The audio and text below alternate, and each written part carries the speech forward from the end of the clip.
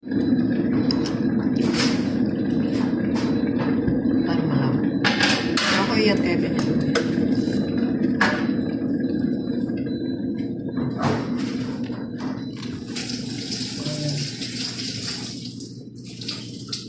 Pinalaya ko na si Kwan Kalapate, pumasok siya sa kwarto ko, nagpayag-payag siya doon. Bahala ka dyan, palayain na ka. Pumunta ka doon. Masaan na?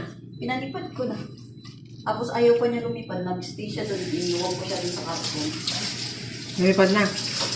Wala na siya doon, hindi lumipad. Malakas na.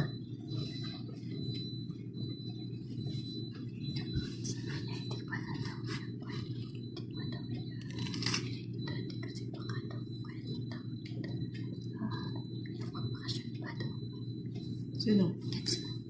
Sino yung bakasyon? Pada magbagong isip?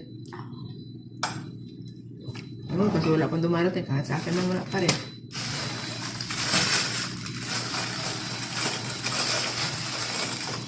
Kung ganun lang din naman pala ang plano niya, bakit hindi na lang siya nag-u-overload pag natapos? Mag-uuna. Uuwi na. Ganun. Akala niya siguro magbago pa tag-usip.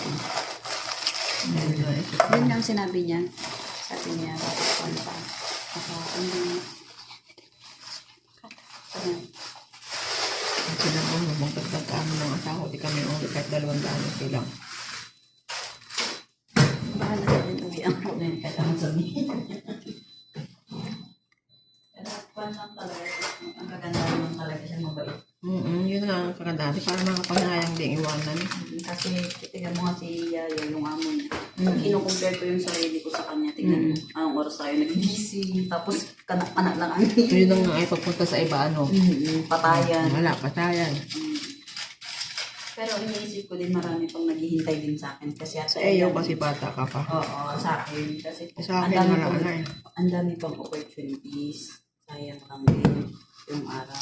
Kaya sabi ko, hindi ako makadecide hanggang nandito ako. Siguro kung gusto ko ulit dito siguro, hindi na siguro bahay.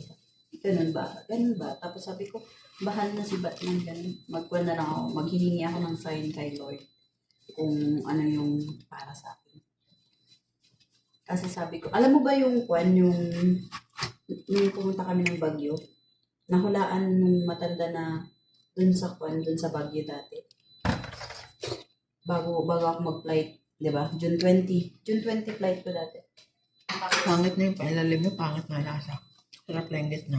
Ang sabi ng matanda na nahulaan, totoo lahat ng hinulat niya sa akin. Pupunta ka sa malaking mapalalasyong bahay.